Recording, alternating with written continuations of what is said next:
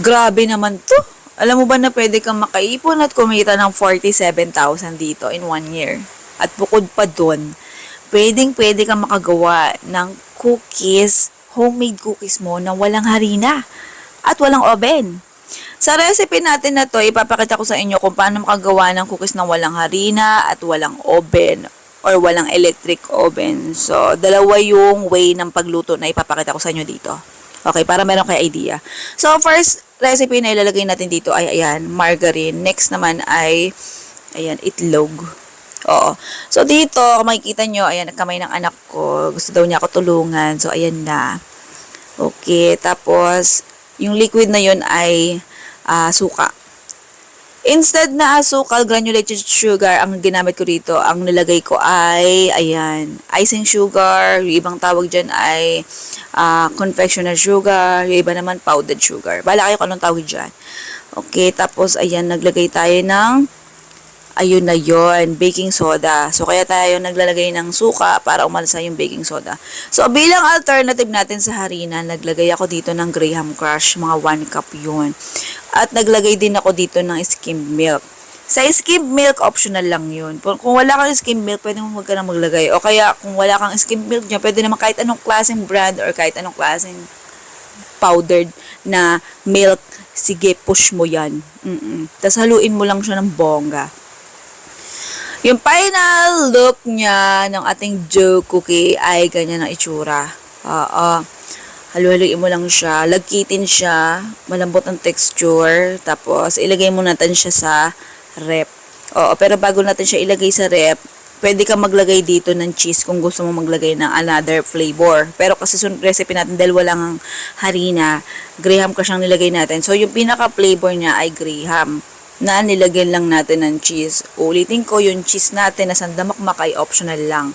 Okay, after natin haluin ulit, ilagay mo lang yan sa chiller, sa rep mo. Pero dito sa akin, sa part namin, pinalagay ko sa anak ko dyan sa freezer. Kasi, pag nagmamadali ka, dun mo na ilagay. Pero wag mong intayin na magyelo. O, mabilis kasi lumamig pagka sa freezer. O, mga nilagay ko siya sa freezer mga 2 hours. Ay, hindi, 1 hour lang, ganun. Okay, sa mga gustong sa mga naghahanap kung sa mabibili itong grill pan natin, ayan, flex ko lang sa inyo. Available yan mismo dito sa atin. I-message nyo lang ako dun sa main page, sa Foodie Par o kaya sa Halo Mix. Pwede rin naman sa Eden na page. Bale, pero yung pinaka main page kung saan tayo nag-live selling dun sa Foodie Par. I-message nyo ako kung may available pa niyan. Last 4 na lang ata o 3. Mag-ampun na kayo. Napakaganda niyan. Super kapal, stainless steel na siya, honeycomb and non-stick na yan. Pero syempre, kung gusto mo magpahid ng mantika or margarine or butter, pwede rin naman. Pero ako kasi nagpapahid pa rin ako kahit non-stick na gamit ko eh. Oo.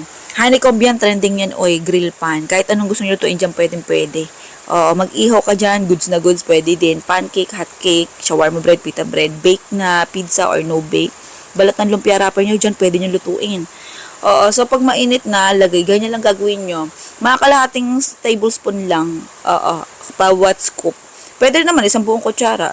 Tansya-tansya lang kasi ginawa ko dito eh. Tapos make sure nyo lang na yung apoy sa ilalim, super hina. Kasi masusunog yan pag minadali nyo. Dahan-dahan lang pagluto nito, huwag nyong bibilisan. Huwag nyong mamadaliin. Pagkalipas ng ilang minuto, ganyan na siya, flat na. Okay. Tagalin nyo yung takip, tapos pwede mo na siyang hanguin. Hindi ko na to biniligtad. Oo. Pero kung gusto nyo baliktarin, pwede naman. Kung gusto nyo, bala kayo, kung gusto nyo baliktarin, kung gusto nyo dagdag oras. Oo. Ganyan lang siya. So, itong recipe na to, itong way ng pagluto naman ito, para to sa mga walang oven. Okay, so, ito namang second way ng pagluto natin, ipapakita ko naman sa inyo, yung pag-bake naman. So, gumamit ako dito ng container, ng tray, tapos lilagyan ko siya ng parchment paper, tapos yung parchment paper, pinahiran ko pa ng mantika. Pero, pwede naman di ka maglagay, di ka magpahid ng mantika, gusto ko lang nga. Tapos, mag-scoop ka lang ulit ng natin, cheesy Graham cookies. Okay. Kung gusto nyong mas solid or mas matigas pa, mas crunchy yung cookies nyo, bawasan nyo yung margarine. Oo, kaya butter. Kasi yung sa akin gusto ko may may pagka pudgy yung texture, yung chewy na may pagkamalambot yung texture. Ganun gusto ko na may pagkamalutong. Ganun to. Ganito yung recipe ko. Okay? Nasa sa inyo na lang kung gusto nyong gayain. Basta sabi ko sa inyo kung gusto nyong mas crunchy, bawasan nyo yung margarine. So, ganyan lang siya. Ganyan lang, i-oven mo lang, ganun lang kadali. So, habang sinasala ko siya sa oven, habang inintay ko habang maluto, yung anak kong panganay, ayan.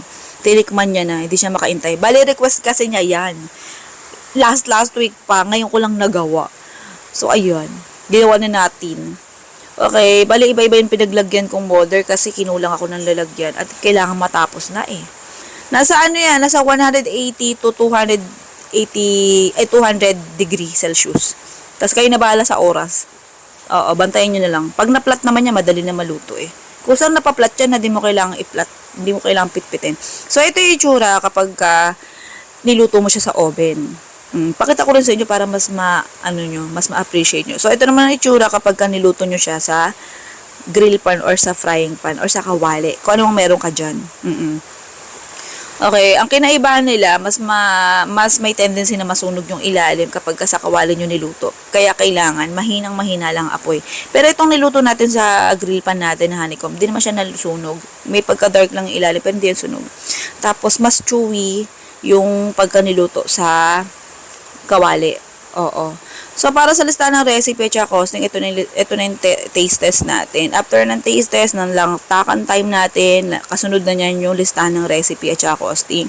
Okay, medyo mahaba yung video. Kayo na lang bahala kung gusto nyo na i-forward. Nakalagay doon, pwede nyo siyang ibenta ng 5 pieces for only 45 pesos. So, sa mga aangal dyan, ba't ang mahal? Ang mahal na ng mga bilihin. Uy, kahit anong compute ko, ang hirap i-compute ng pababain.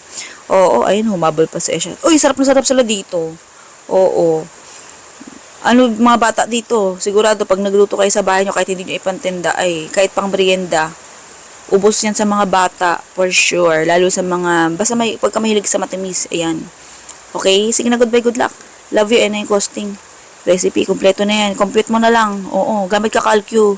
Pag tinignan mo kasi, pag isang tinginan lang, nakaka-curious eh, ba't ganyan kinalabasan eh, pero, kayo na bahala. Okay, gamit ang calcu. Love you.